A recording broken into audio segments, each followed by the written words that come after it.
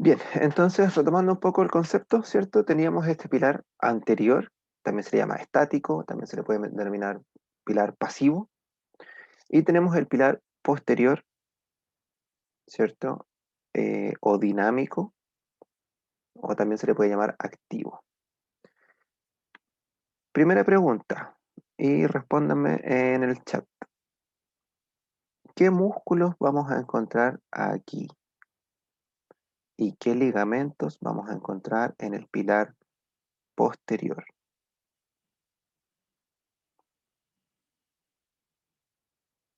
Los leo.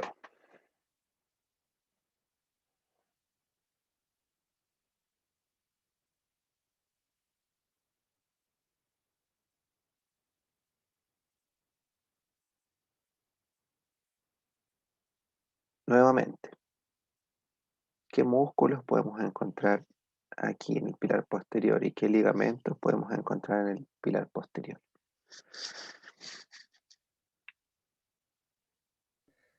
Profe, ¿no se lo podemos decir así por vos? Sí, ¿O lo tiene puedes que decir ser...? por voz. O sea, en realidad, si quedaba escrito, era mejor como eh, para ir dejando registro entre todos. Pero diga nomás. Ah, yo le voy a Ya, decir el ligamento interespinoso, intertransverso con respecto a los ligamentos. ya. eh, Interespinoso y dice Diana. Vicente dice el dorsal ancho. Sí, vamos a encontrar el dorsal ancho principalmente en la zona lumbar, pero después para arriba no. En una unidad vertebral, a eso me refiero, que está en todas las unidades vertebrales.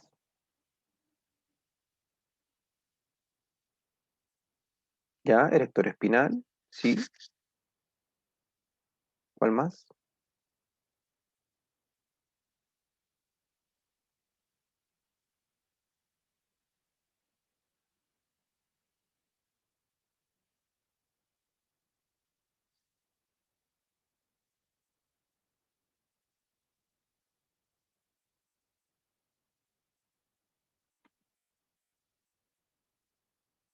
¿Qué otro músculo está aquí?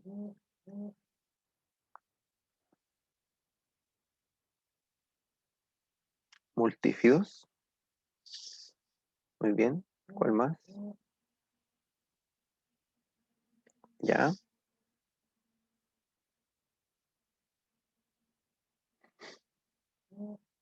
Ligamento intertransverso, sí. Bien, músculo transverso espinoso, ¿cierto? Diferentes músculos que están. Ligamento amarillo, sí, que estaría uniendo los pedículos cerca aquí completando el arco del agujero. ¿Ya? El longissimus dorsi también. Bien, todos los ligamentos y músculos que acaban de mencionar, ¿cierto? Se encuentran en este pilar posterior dinámico. Y en el pilar anterior estático, ¿qué vamos a encontrar?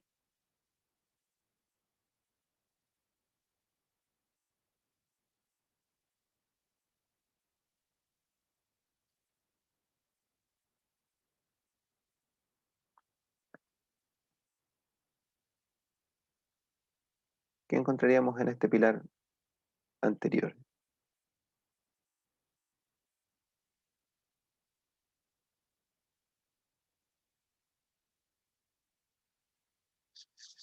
Ligamento anterior cruzado. ¿Cuál sería, Florencia? ¿Cuál sería ese ligamento anterior cruzado?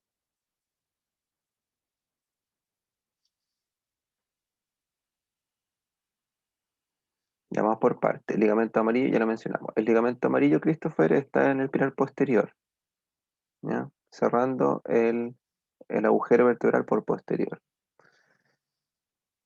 Ligamento anterior cruzado, longitudinal anterior.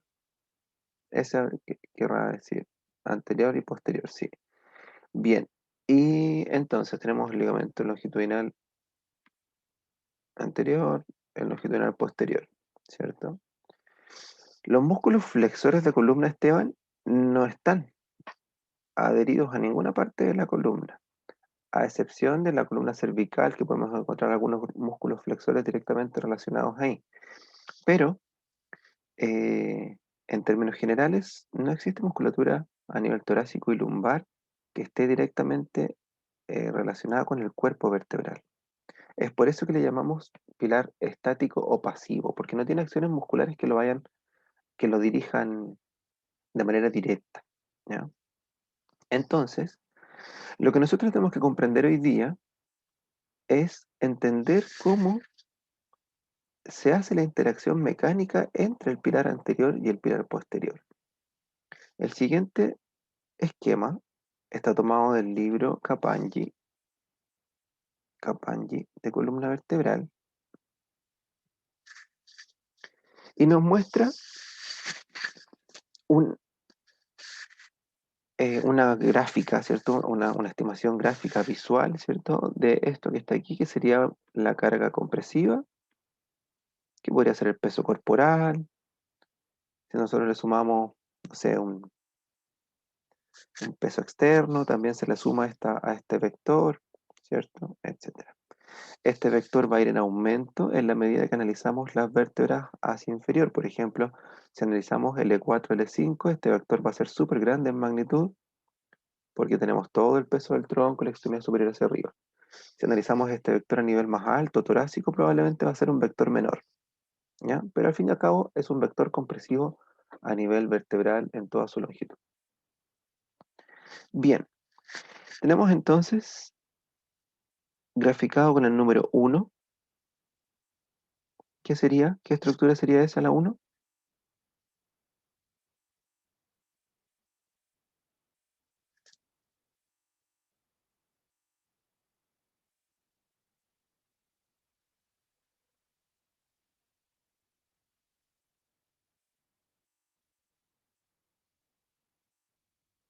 Vicente dice que es la apófisis transversa, ¿están de acuerdo con él? Las caras articulares, Vicente, ¿ya? Son las apófisis articulares, ¿ya? Está representando este número 1 la unión entre una vértebra y otra a través de las facetas. Se supone que esto está ocurriendo en ambas facetas, izquierda y derecha, ¿cierto? En ambas columnas posteriores, si hablamos del concepto de tres columnas. Pero nos vamos a referir al pilar posterior como una única estructura, ¿ya?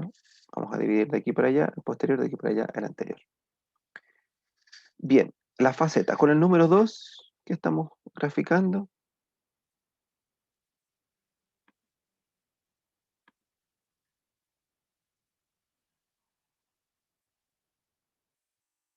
el número 2, ¿Disco, profe? el disco intervertebral. Y con el número 3,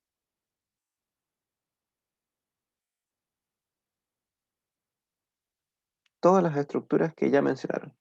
Ligamento intertransverso, ligamento interespinoso, ligamento supraespinoso, ligamento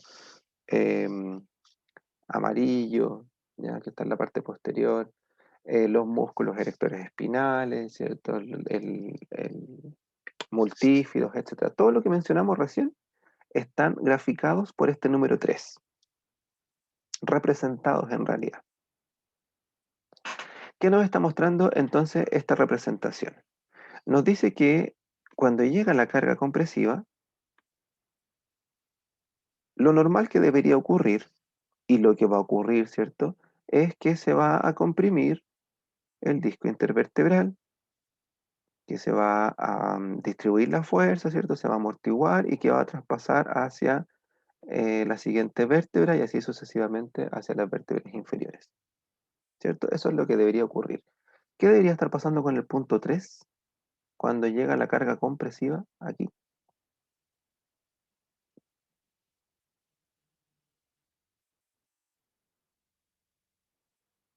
Se debería abrir, se debería cerrar, se tensa, se comprime. ¿Debería tensarse, profesor? Debería tensarse, ¿cierto? Debería abrirse. Estamos frente a un tipo de palanca, ¿ya? Una palanca interapoyo, punto de rotación, una fuerza hacia allá y otra fuerza hacia acá. Cuando yo cargo una, esto es como un balancín, la otra se va a levantar. Exactamente igual que un balancín, ¿ya? Entonces, bajo esta concepción, ¿cierto? La primera estructura que se debe llevar el soporte de carga es el disco intervertebral, ¿cierto? Y eso no hay duda y para eso está diseñado y es lo que ocurre en la mayor parte de la columna. Sin embargo, se plantea que para esta correcta transferencia de carga, la fuerza no solo debe ser hacia el disco intervertebral, sino que tiene que ser también distribuida hacia la zona facetaria, para que si nosotros miramos las líneas de transmisión de fuerza de la columna, esto sea así. Fuerzas que pasan directamente por el cuerpo vertebral y disco intervertebral, fuerzas que pasan directamente por las zonas facetarias, pero la fuerza que viene por la zona facetaria también se va hacia el cuerpo y hacia el disco, y la zona que viene del disco también se va hacia la zona facetaria. ¿Ya? De esta manera, el pilar anterior comparte fuerza con el pilar posterior y no se lleva todo la sobrecarga el disco intervertebral. No existe un porcentaje aproximado de cuánto de la carga se lleva el disco y cuánto de la carga se llevan las facetas, ¿ya? Pero si pensamos en la columna como un trípode, por lo menos el 50% se lo debería llevar el disco intervertebral y el otro 50% debe estar repartido en faceta izquierda y faceta derecha. ¿Por qué no es 33, 33 y 33, que sería lo normal en un trípode? Porque las facetas no son estructuras tan adaptadas a la carga como lo es el disco intervertebral. Entonces se entiende que mecánicamente pasa mayor cantidad de carga por la zona anterior de nuestra columna, por el cuerpo y el disco. Continuando con esta idea de que se comparte la fuerza, ¿ya? Entonces nosotros vamos a tener en la zona posterior ligamentos que van a resistir esta apertura. Es decir, cuando se comprime acá, evitan que esto se separe mucho. Cuando se comprime la zona anterior, evitan que la zona posterior se abra, que es lo que debería ocurrir por el tipo de palanca.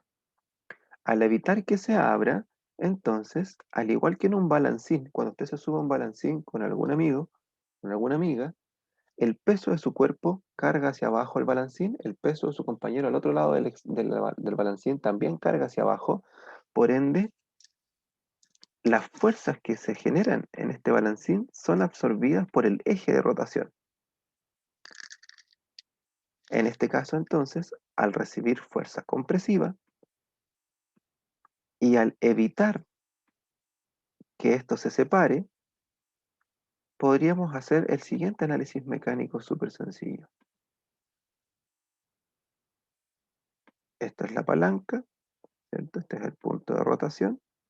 Tenemos una fuerza que hace girar la palanca hacia allá,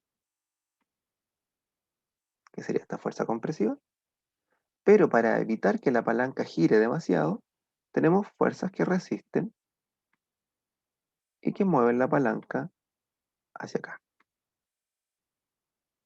Estas fuerzas pueden ser pasivas, dadas por los ligamentos y por la cápsula articular posterior, y puede ser una fuerza activa, dada por contracción muscular.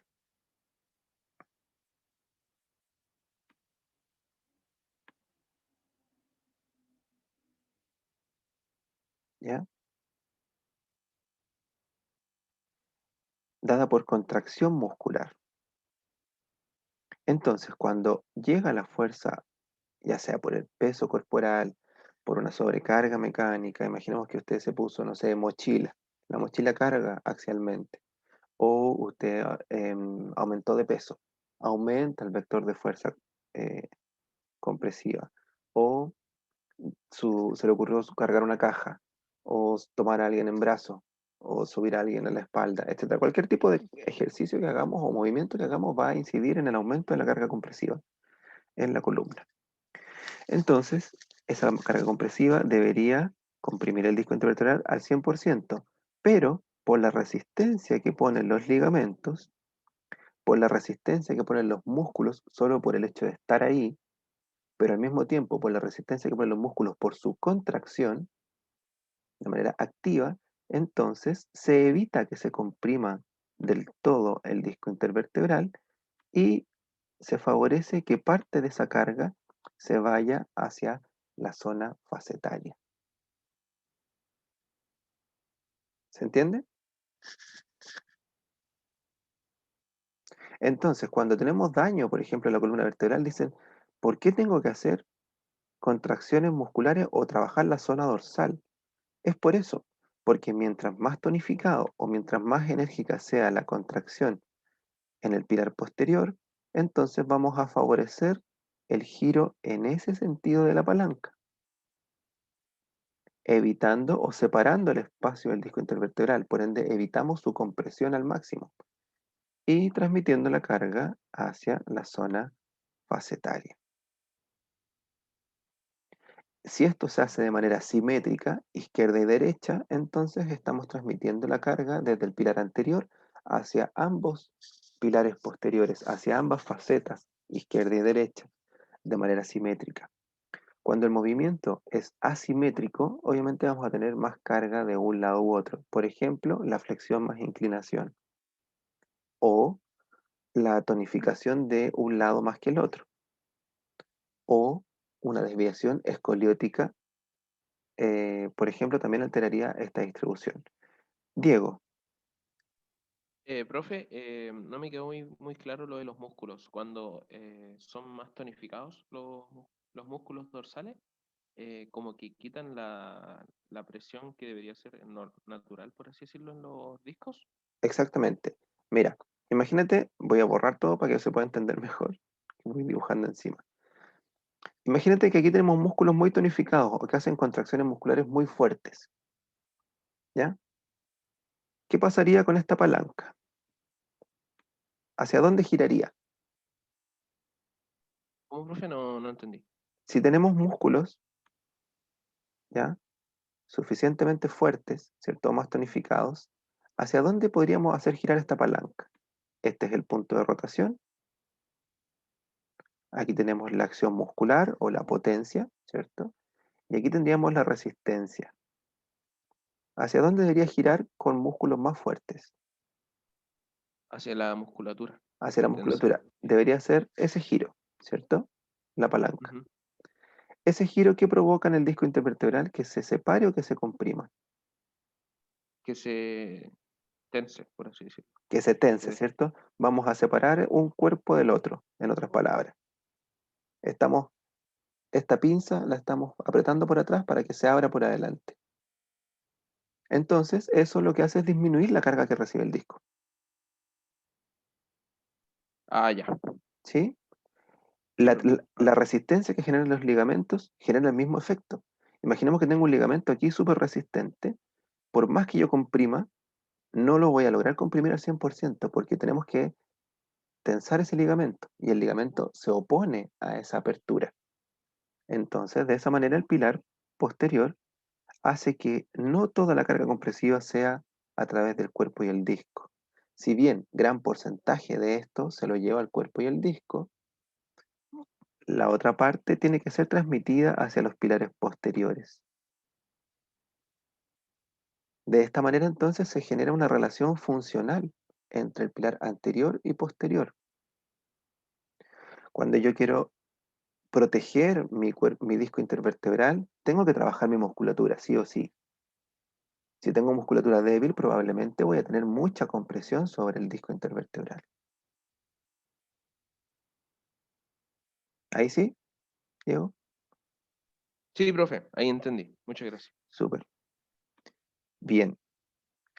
Por otra parte, quiero que analicemos ahora, imaginemos que esta es la columna vertebral, ¿cierto?, de una persona X y que esa persona X tiene sobrepeso. Entonces, o en realidad, imaginemos que está con algo en las manos, ¿ya? La persona está así, ese es su tronco, está con un brazo adelante y con un peso aquí en las manos. ¿Ya? Ahí está la pelvis y sus pies.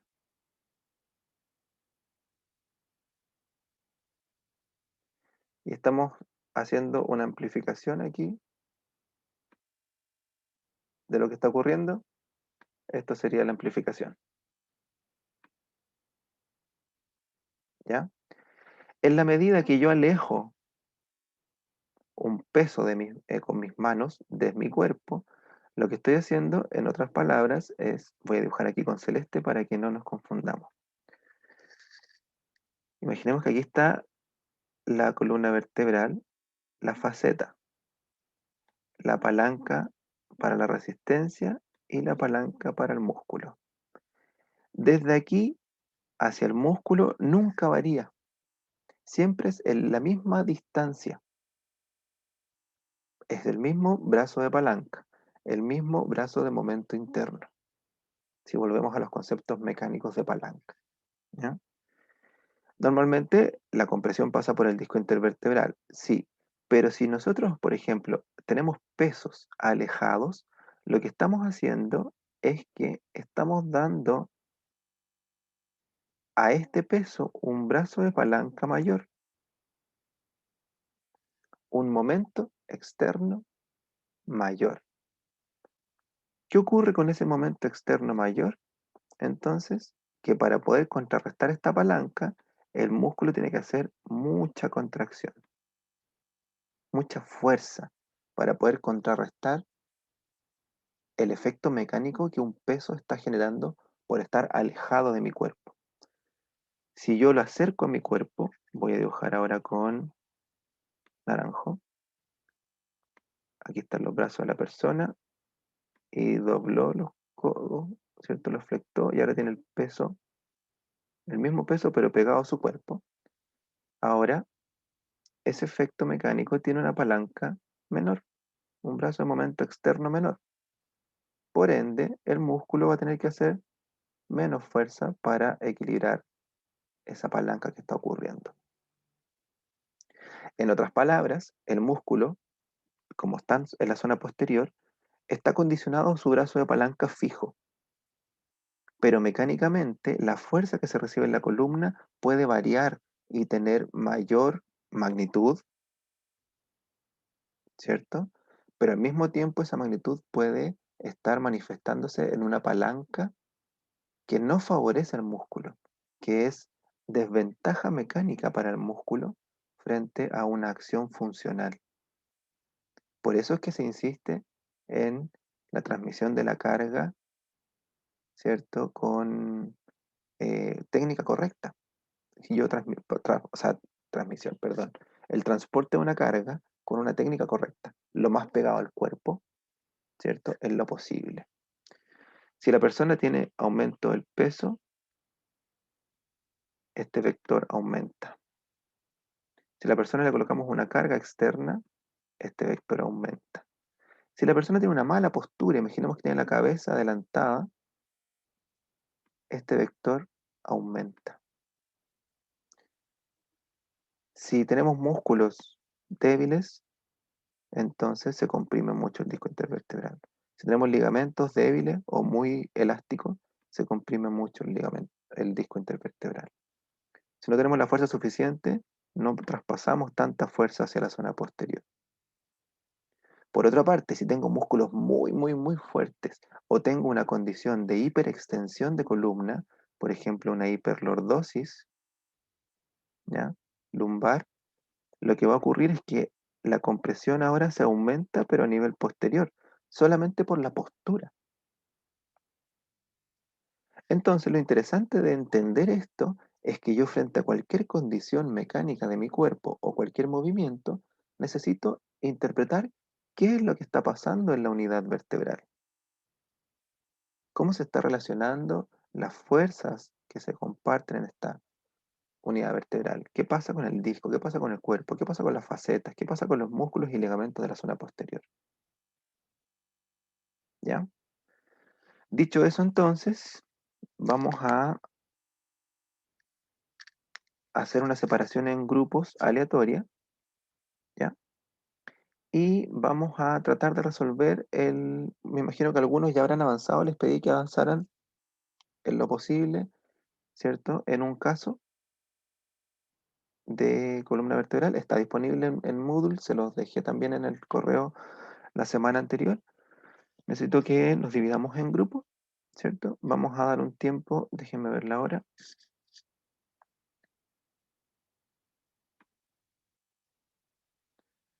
Son las 11. Hasta las 11:30, ¿ya? 30 minutos.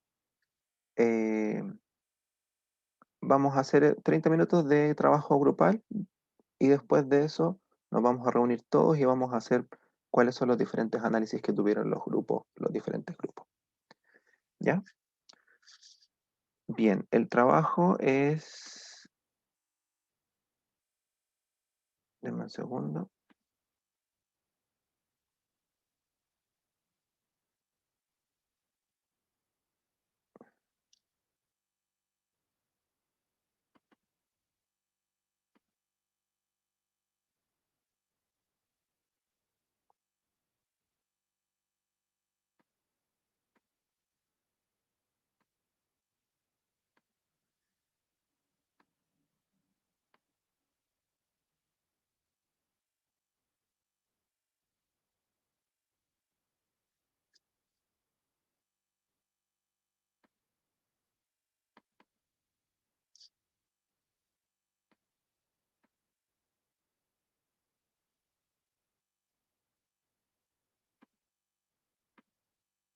Bien, el trabajo es el siguiente, es un documento en PDF que les envié, me imagino que algunos ya lo revisaron, ¿cierto? Y les mencionaba que correspondía a una pregunta que yo hice en la prueba del año pasado, ¿cierto? Respecto a lo que acabamos de conversar, de la relación entre los pilares anterior y posterior.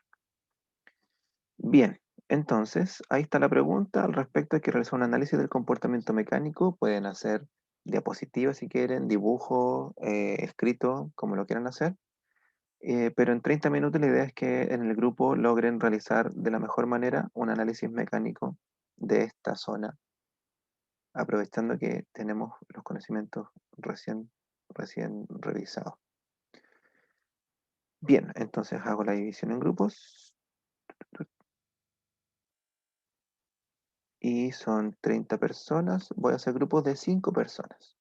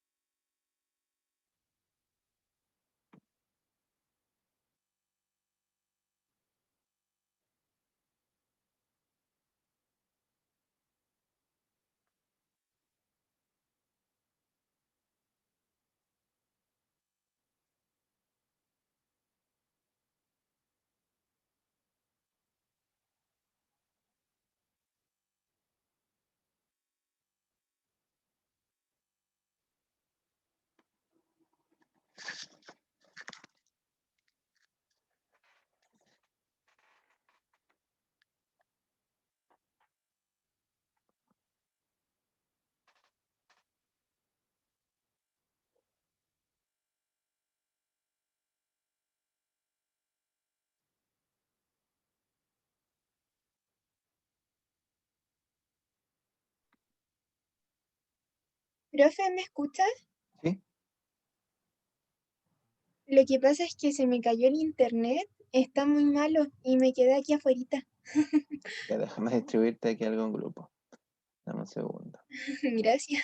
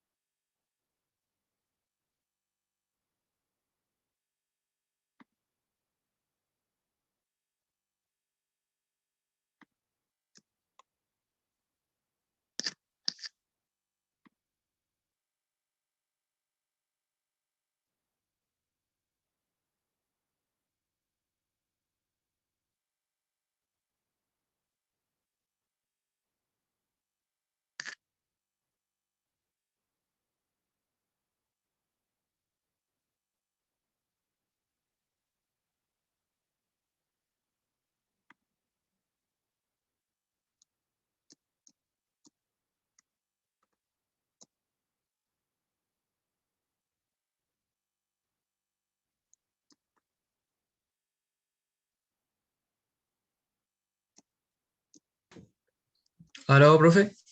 Hola, Profe, ¿sabe que se me cayó el internet? el Me tiro, acabo de volver.